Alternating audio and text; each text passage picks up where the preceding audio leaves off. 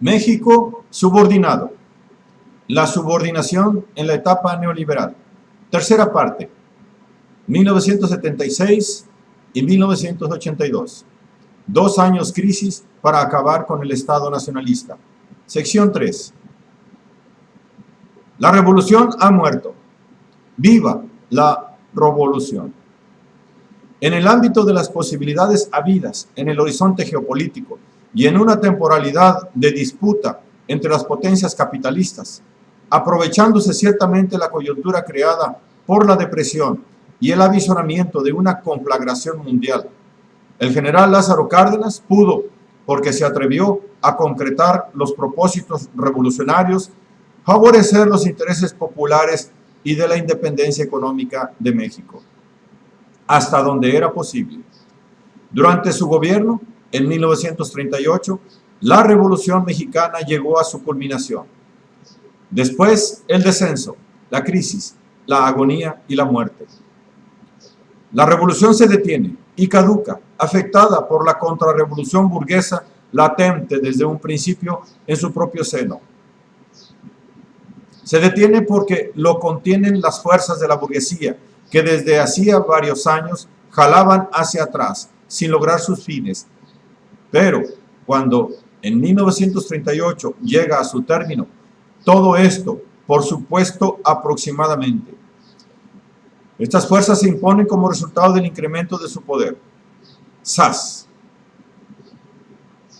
Ocurriendo que durante las 2 primeras décadas postrevolucionarias, la cúpula gubernamental se enriquece por la instauración de un capitalismo tardío, así fuesen generales o políticos que habían participado en la lucha armada, pasando a ser encumbrados funcionarios públicos, ellos mismos promotores de banqueros de manga ancha para invertir en turbios negocios el dinero de los depositantes, agentes de negocios o coyotes, viejos y nuevos comerciantes, amigos, parientes o compadres de altos funcionarios públicos, favoritos de estos y preferidos en la compra de mercancías para el gobierno o en los contratos para construcción de obras públicas, industriales protegidos por las tarifas arancelarias y la simpatía gubernamental, traficantes de toda laya enriquecidos, sin violar la ética flexible de la sociedad capitalista. Ese fue el caso desde el comienzo del periodo revolucionario, no necesitándose una descomposición posterior. Así pues, de tal manera, la revolución burguesa triunfa. Y peor cosa ha de ser con el advenimiento de la revolución y la demagogia pseudo-revolucionaria. El lenguaje revolucionario va perdiendo su sentido y eficacia. Las palabras se gastan, se quedan vacías y dejan de tener su virtud galvanizadora. Crece la confusión de ideas al mismo tiempo que la inmoralidad. Se presenta la crisis de la Revolución Mexicana. No es crisis de crecimiento, como alguien dijera. No, es crisis de agonía, del fin de un ciclo histórico. La tesis que sustento, a mi parecer, verídica, servirá a los revolucionarios honestos, no a los demagogos profesionales ni a los logreros de la revolución.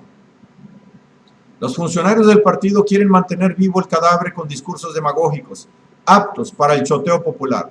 Debió ser un día de septiembre, mes de la patria, de aquellos años, cuando los tuxcaquenses, acarreados al evento, escuchaban embriagados el discurso de un gobernador de tantos del periodo, el que venía en su auxilio.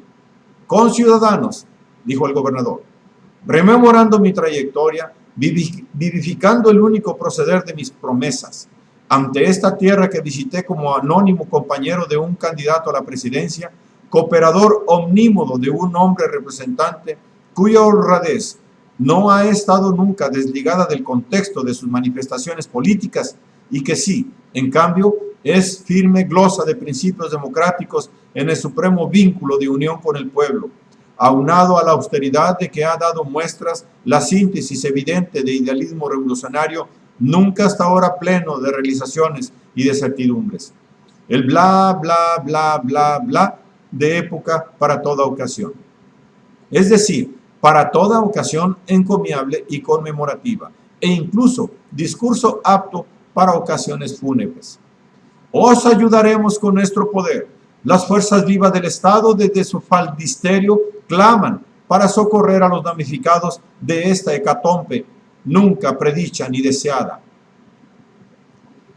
Esto, que bien puede complementarse con un discurso cantinflesco que brota por generación espontánea, emanado de la demagogia postrevolucionaria.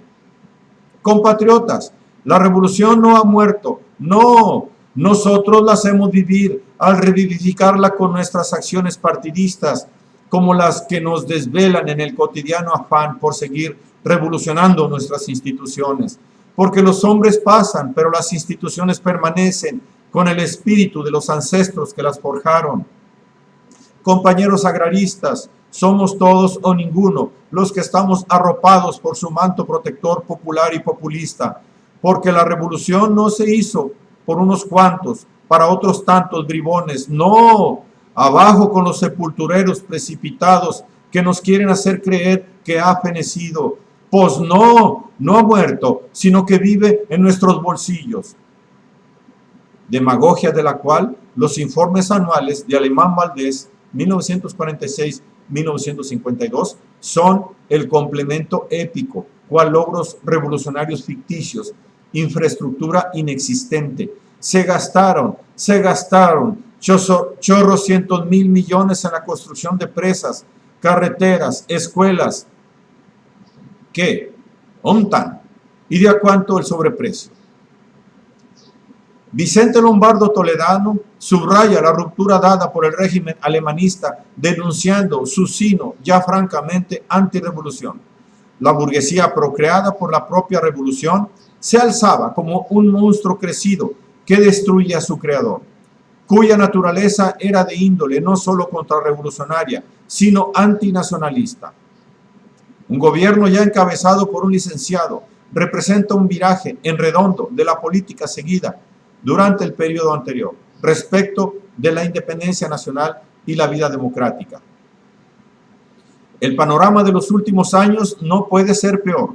Una política económica diametralmente opuesta a la verdadera industrialización del país, a la formación del capital nacional, a la protección de las reservas monetarias y del peso mexicano, a la fijación de condiciones estrictas para las inversiones extranjeras, a la difusión de nuestro comercio exterior, a la distribución más justa de la renta nacional, que no evita la fuga en masa, al país del norte, de centenares de miles de mejores mexicanos, que no detiene el alza de los precios ni permite necesario aumento de los salarios. La contrarrevolución se orientaba hacia la alienación con el capitán del norte y a la concentración de la riqueza de la neoburguesía.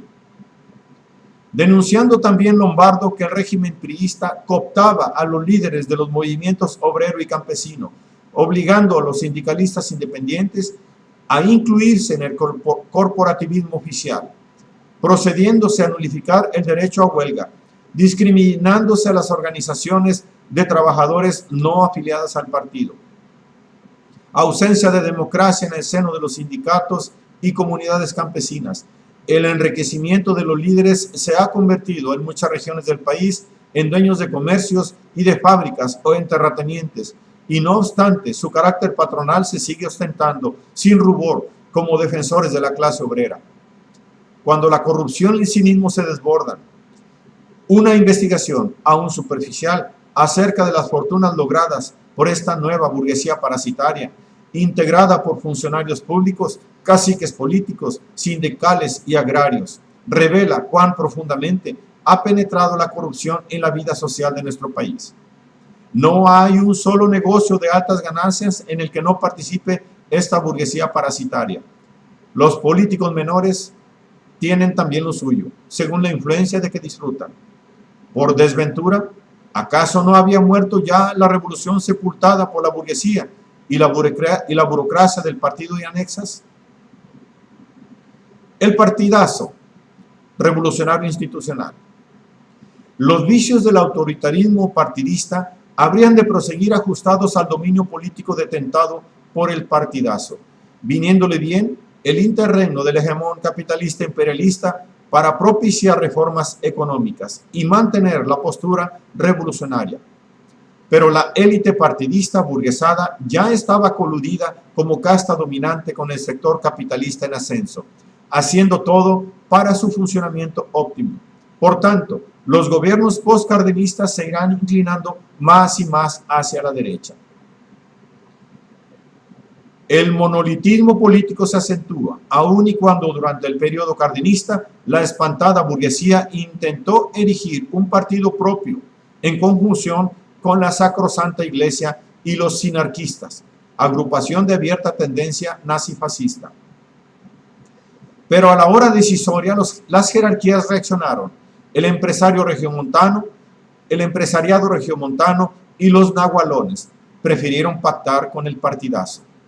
Consideraron que sus intereses serían mejor protegidos y representados a largo plazo por el autoritarismo del Estado de la Revolución Mexicana que por la gestación de un espacio político alternativo de oposición.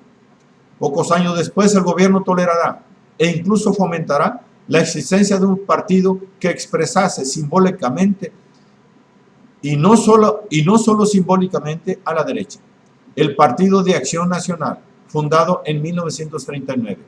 Es a partir de ese entonces que los lineamientos revolucionarios serían más cantaleta y discursos demagógicos que acciones consecuentes. El Estado mexicano podía engrosarse aceptando de manera paternal la inclusión de una Confederación de Trabajadores de México, CTM, así como una Confederación Nacional Campesina, CNC. Es decir, aceptar una representación selectiva de los sectores populares cuya relación servía de correa de transmisión vertical para controlar a las clases desfavorecidas, mientras que en la parte superior de la pirámide, los prelados se las entenderían en directo con los del partido, así como las cúpulas empresariales verían ampliar su influencia dentro del Estado, gracias al capitalismo de Estado que el propio partido le serviría en pro de las grandes empresas. Clientelismo y corporativismo de por medio. Con estricta preferencia, una privilegiada casta gobernante revolucionaria pasaba a convertirse en la jerarquía nacional incontrastable. En términos generales, se estableció la frontera precisa entre la máquina de gobernar y los dirigentes de las grandes fuerzas sociales. Es cierto que en ocasiones la burocracia política se alimentó con elementos provenientes de las fuerzas sociales, especialmente del movimiento obrero y campesino, pero ello no fue la norma. También ocurrió, a la inversa, que la clase empresarial se nutrió de políticos que gracias a la corrupción se habían enriquecido. Un PRI gobierno estructurado en un Estado con instituciones político-económicas que cubrían todos los sectores sociales, optimiza su autorreproducción sistemática al unísono de que va edificando el México moderno de capitalismo subdesarrollado, favoreciendo al empresariado de abolengo regiomontano a la vez de fomentar la nueva burguesía industrial, la que debía tener un carácter nacionalista, pero que subsumida y sobre todo determinada por el hegemón imperialista, no podría dejar de crecer supeditada a las directrices del norte. Y la democracia estará ausente, pero los procesos de mediación, control política, de raigambre revolucionaria que provienen del pacto originario son suficientemente fuertes para prolongarse cual mediación ya meramente ideológica, para proporcionarle al Estado una base de consenso muy sólida y muy amplia.